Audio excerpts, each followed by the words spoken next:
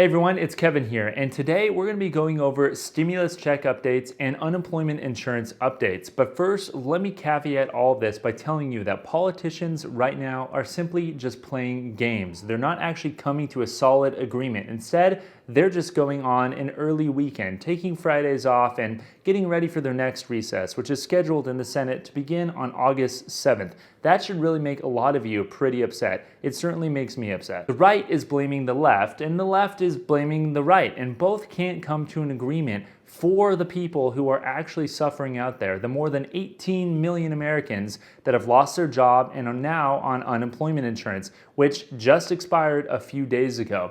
The Senate is still debating whether or not the unemployment insurance should be $600 or $200, and meanwhile, everybody is going to be stuck with zero additional federal boost if they don't pass a new bill anytime soon. Meanwhile, we've had a lot of talk and actually, quite frankly, agreement on the stimulus checks, but we don't have anything signed into law right now, which is pretty frustrating given that bills are racking up, rent is due, and people are not able to actually go to work because their businesses are shut down right now. And with all of this being said, politicians don't exactly feel the pain that ordinary Americans feel. Take a look at this. This is what politicians and representatives and senators are being paid, $174,000 per year. Of course they don't feel any pain because that check rolls in whether or not they pass a bill or they don't pass a bill, whether or not they go on recess or they don't go on recess. Now compare that to what the average American makes, around $30,000 per year. And that's assuming that they even have a job. And as of right now, we've seen a 32% decline in GDP, millions of jobs lost. So the average American is certainly a lot worse off than that $30,000 number would ordinarily indicate. And even so, politicians are still being paid more than 5 times what people who actually go to work every single day get. And I don't care if you're on the right, you're on the left, you're a centrist, or you don't really care that much about politics. This, quite frankly, should irritate you because the government said that businesses must shut down because of the virus. They may have had a good reason for doing that, but the simple fact remains that the government told us that we can't operate our businesses, that we can't go to work, we can't earn a living for ourselves. And because of that, people are suffering. Tons of people are suffering, and they're suffering in ways that they never even imagined before. People are lining up at food banks who never thought that they would line up at a food bank previously. And as a result, the government has an obligation to either let us go back to work or compensate us for staying at home and controlling the virus. And this just makes me very, very upset that we waited to the last minute to even have a debate about a bill. The right wants to blame the left and the left wants to blame the right. But at the end of the day, it's the American people that are suffering the most. I personally feel that most people in DC, they just don't care that much. They may say that they care, they may even care a little bit, but they don't care as much as you do. They don't care as much as the people who are actually suffering do.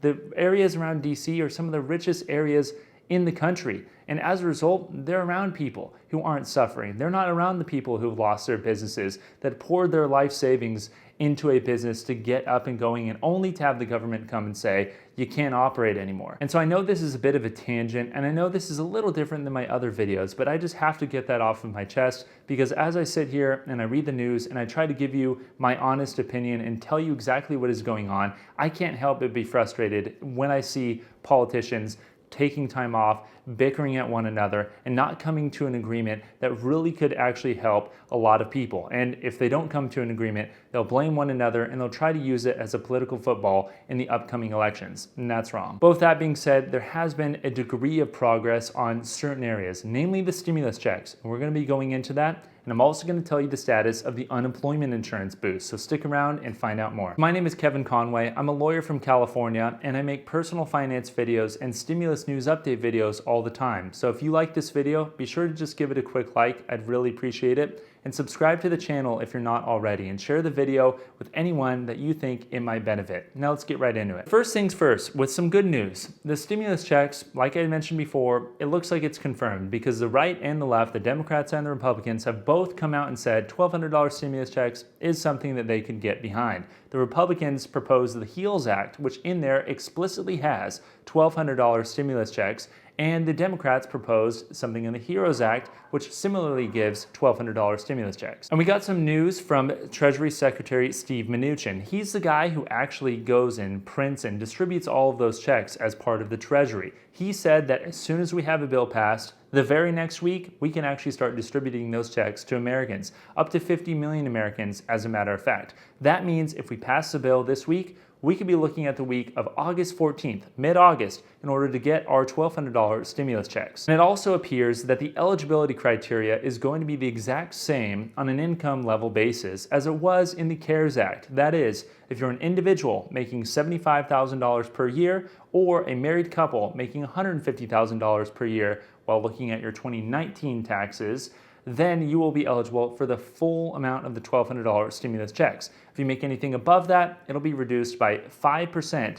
of the difference between 75 grand or 150 grand as applicable and whatever your income actually was. And fortunately, it does also look like the eligibility expanded a bit for those who are dependents, whether or not they're adult dependents or children. They also will be eligible for a stimulus check, or whoever that they are dependent on, they will get the equivalent $500 for them. So if you have a 17-year-old child, you will get a $500 stimulus check in addition to whatever stimulus check that you're getting. If you're an adult dependent, your person, whoever you're dependent on, they also will likely get that $500 as well. Social Security beneficiaries, veterans benefits, disability, all of those individuals will likely not have to do anything at all. Their information is already with the IRS, so as soon as we have the authorization of this stimulus check, they probably will be among the first people to get it direct deposited into their accounts. Now, strangely enough, we actually did have a few senators propose a $1,000 stimulus check.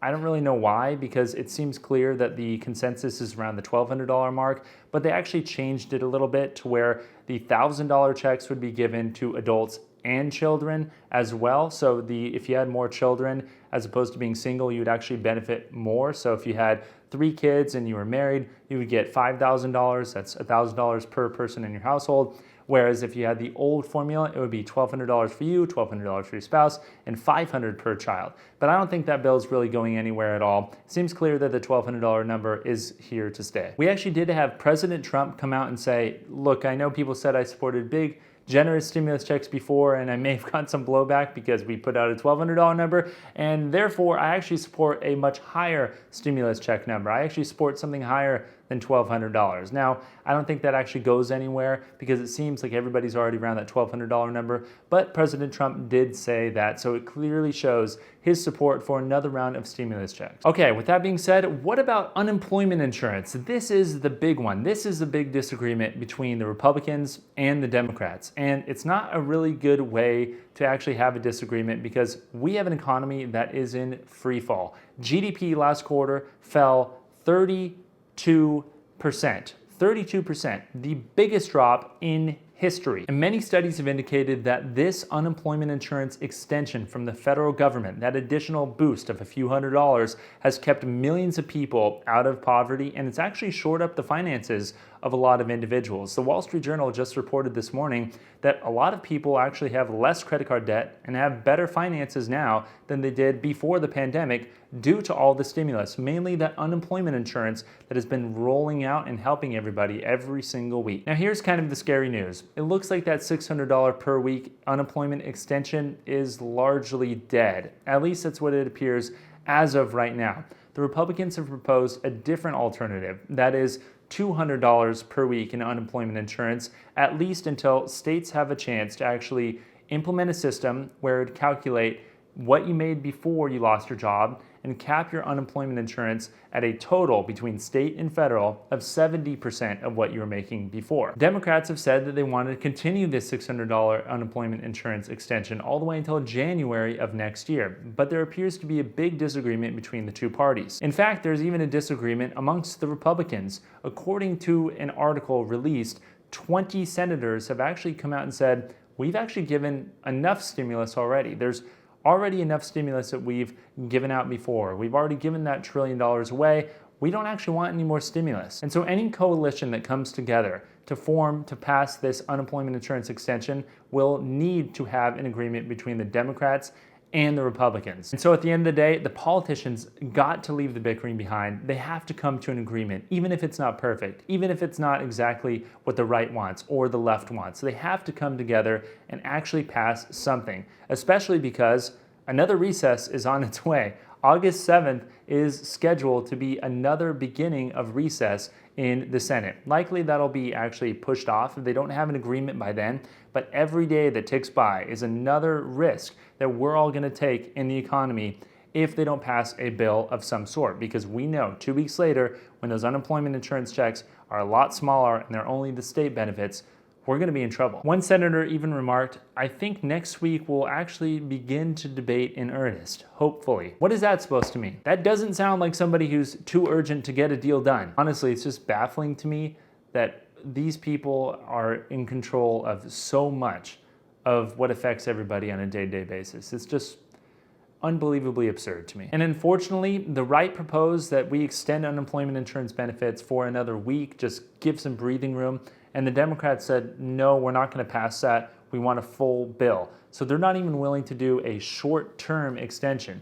The right wants a short-term extension, but they should really be proposing something that is a longer-term solution. They've had a few months to do so. And the Democrats should come together and say, look, it's not perfect, but we'll extend it at least a week to give some people some reprieve while we continue to come to an agreement with one another. We need to leave the politics and bickering behind, and we need to actually get something passed. And so that's pretty much the update that we have right now. Hopefully this is the week, the first week of August, where we actually come together and create something, create a bill that passes and actually gives clarity on what the economy really is going to look like. As soon as we have even a glimmer of hope, I'm going to be making a video and detailing exactly the status of it so we all can stay informed. Now, it looks positive that something will come together. There has been some chatter that people are starting to actually come around to the idea that they'll have to leave some of their priorities behind and stick to only what they need, but we don't have anything right now. Very frustrating, but that's the way politics is. So with that being said, be sure to subscribe to the channel to stay informed and give a like to this video if it helped you out in any way. I'll see you next time. Thanks.